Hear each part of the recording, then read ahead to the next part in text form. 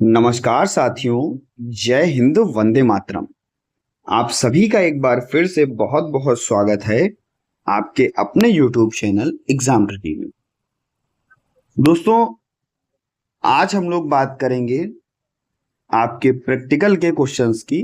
IDT first year के students के लिए अगर हम लोग बात कर लें तो पहले भी वीडियोस अपलोड की जा चुकी हैं, चाहे वो सेकेंड ईयर हो चाहे वो फर्स्ट ईयर हो। लेकिन यहाँ पर भी आपके लिए, क्योंकि आप लोगों का प्रैक्टिकल चल ही रहा है, तो जिस दिन आपका प्रैक्टिकल हो इन वीडियोस को जरूर देख लीजिएगा। 10 नंबर क्वेश्चन तक हम लोगों ने कर लिया था, 11 नंबर क्वेश्चन से हम लोग स्टार्ट करने वाले हैं। आप यहां पर देख सकते हैं, पहला प्रश्न आपके सामने है। एग्जामिनर पूछ सकता है कि भाई ग्रुप टीचिंग क्या होता है। ग्रुप टीचिंग एक साथ कई विद्यार्थियों को समान उद्देश्यों के लिए एक नियोजित तरीके से पढ़ाना। आप जाते होंगे क्लासरूम में, देख सकते हैं यहाँ पर ये मैडम जी बैठी हुई हैं और बच्चों को जो है यू शेप आकार में बैठा करके पढ़ा रही हैं। ठीक है, तो होता क्या था, जब यू शेप में ऐसे यहाँ पर आपका शिक्षक होता था, यहाँ पर आपका ब्लैक बोर्ड लगा होता था और यहाँ पर जो है सारे बच्चे ऐसे बैठे होते थे इस तरीके से। तो 5 या 10 के समूह में बच्चे होते थे। जो भी सिखाया जाता था सबको समान रूप से। अब भाई जो भी चीज ब्लैक बोर्ड पे बताई जाएगी ये भी सीखेगा, ये भी सीखेगा, ये भी सब कोई सीखेगा। ठीक है, और देखने को मिलता था सहभागिता पर भी आधारित होता था भाई, और चर्चा यहाँ पर की जाती थी, गतिविधि भी की जाती थी। ये सारी चीजें ये आपके ग्रुप टीचिंग में की जाती थी। तो ये आपका क्या था, ग्रुप टीचिंग होता था, जहां पर सामाजिक कौशल, सहयोग, सहभागिता, ये सारी चीजें आपको देखने को मिलती थी भैया।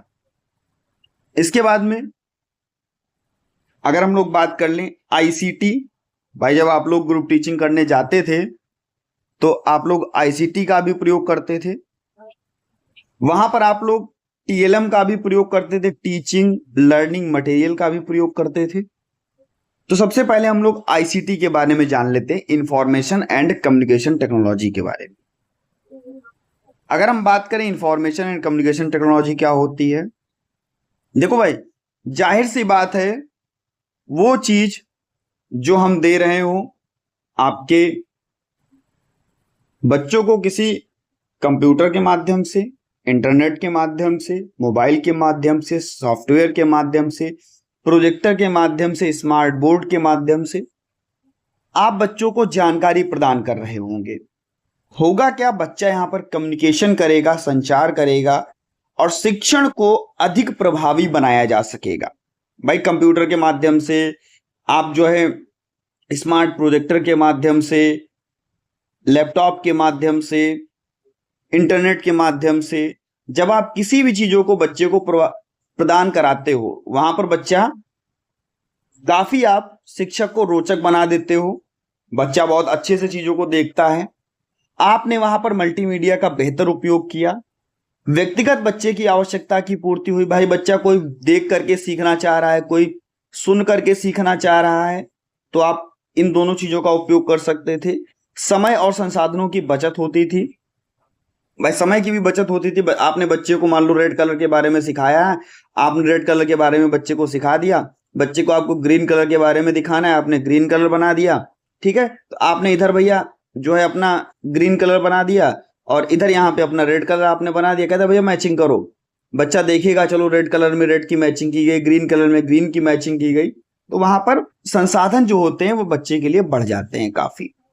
ठीक है, रिसोर्स रूम के बारे में बताओ। आपके विद्यालय में रिसोर्स रूम होता है, जहां पर आप यहां पर देख सकते हैं रिसोर्स रूम में देखो कितनी सारी सामग्रियां रखी हुई हैं, कितनी सारी सामग्रियां रखी हुई हैं, यहां पर कितने सारे टीएलएम रखे हुए हैं।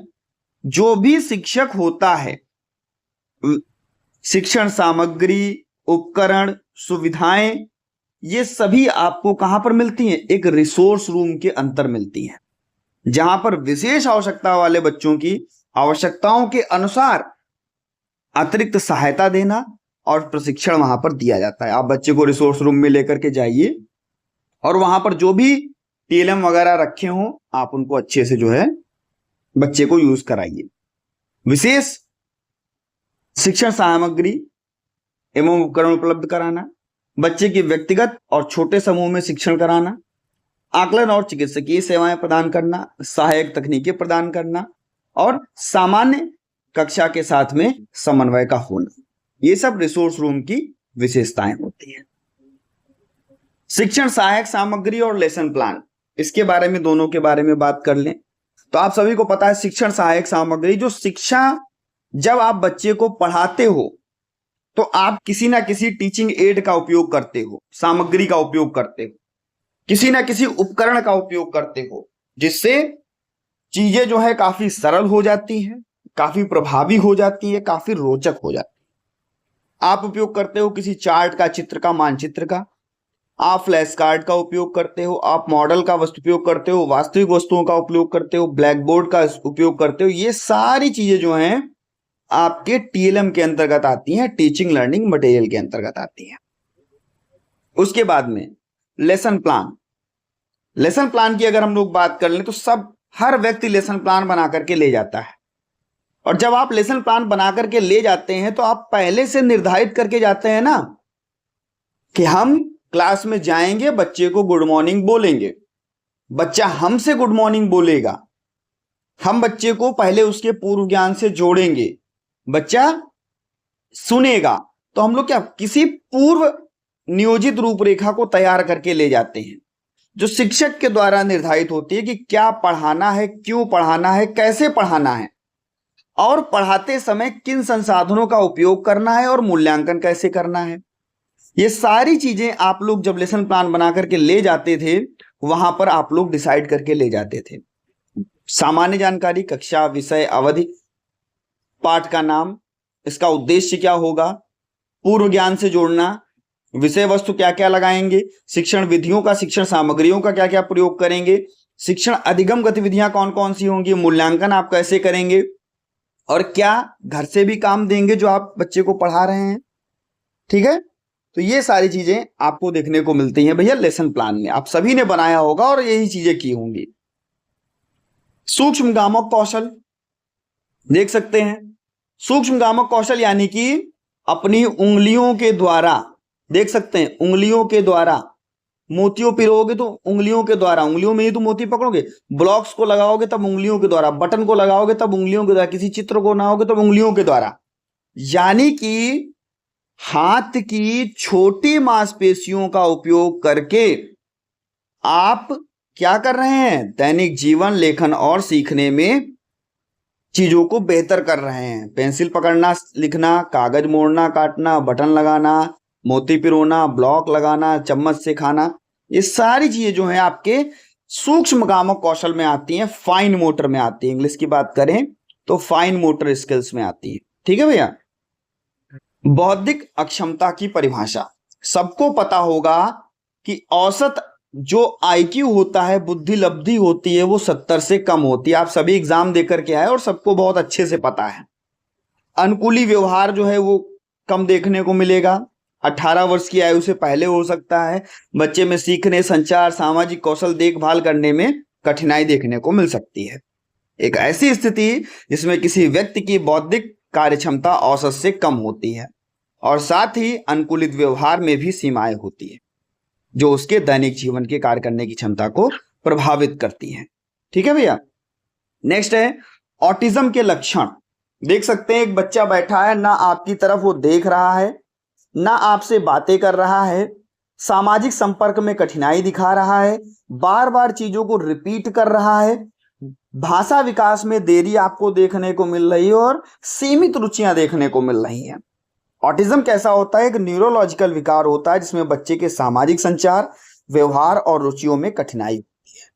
सामाजिक संपर्क में कमी, भाषा विकास में देरी, दूसरों की भावनाओं को समझने में कठिनाई, खुद की भावनाओं को व्यक्त करने में कठिनाई, सीमित रुचियां, बदलाव न कर पाना, दिनचर्या में बदलाव करने में परेशानी, ध्वनि, जब बच्चे को जब सेंसरी इशू होता है, ध्वनि, तेज रोशनी, इनमें सब में भी संवेदनशीलता देखने को मिलती है। क्वेश्चन नंबर 19 और 20। ठीक है, वीडियो को ध्यान से देख करके जाइएगा। 2 क्वेश्चन हैं अभी आप सभी के लिए, इंपॉर्टेंट है, दोनों के दोनों समझ के जाइएगा। चाहे आप बात कर लें प्रॉम्प्टिंग की तो मैं आपको बता चुका हूं, मॉडलिंग के बारे में देख लेते हैं। देखिए, मॉडलिंग देखकर सीखना। एक शिक्षक बच्चे को दिखा रहा है और बच्चा देख करके सीख रहा है। होता क्या है, जैसा जैसा शिक्षक करता है वैसे वैसे बच्चे को दोहराने को बोलता है। आप ऐसे कह सकते हैं कि बच्चा क्या करता है, नकल करता है। सीखने के लिए सरल होता है, प्रभावी होता है, अवलोकन द्वारा सीखने में सहायक, नए कौशलों का उपयोग करके सभी आयु वर्गों के लिए प्रभावी होता है। बच्चा देख करके सीखता है और आगे बढ़ता है। आईएफएसपी के बारे में, इंडिविजुअलाइज्ड फैमिली सर्विस प्लान, जो प्रारंभिक हस्तक्षेप योजना में 0 से 6 वर्ष के बच्चों के लिए होगा। जो जिन बच्चों में विकासात्मक देरी होगी, परिवार क्या करेगा, उनकी आवश्यकताओं को पूरा करेगा। परिवार केंद्रित होगा, बच्चे के विकासात्मक मूल्यांकन पर आधारित होगा, आवश्यकताओं पर ध्यान दिया जाएगा। इसकी घटक क्या होंगे, वर्तमान विकास स्तर, परिवार की प्राथमिकता, लक्ष्य निर्धारित करना, बच्चे को सेवाएं प्रदान करना, जिम्मेदारियां और समीक्षा। ये सारी चीजें आपको जो है आईएफएसपी में देखने को मिलती हैं, जो कि कहां पर होता है, परिवार में होता है। देख सकते हैं आप, परिवार के लोग बच्चे को लेकर के बैठे हैं और भैया प्लान बना रहे हैं कि बच्चे को हमें कैसे सिखाना है परिवार के वास्तविक वातावरण। तो इस प्रकार से आप लोगों के आज के 10 क्वेश्चन समाप्त होते हैं। एक बार भी नहीं कहा भाई वीडियो को लाइक करो, शेयर करो, मन हो तो भाई वीडियो को लाइक करो और चैनल को सब्सक्राइब करो। मिलता हूं भैया नेक्स्ट वीडियो में, तब तक बने रहिएगा आपके अपने चैनल एग्जाम ट्रिकी पर। धन्यवाद।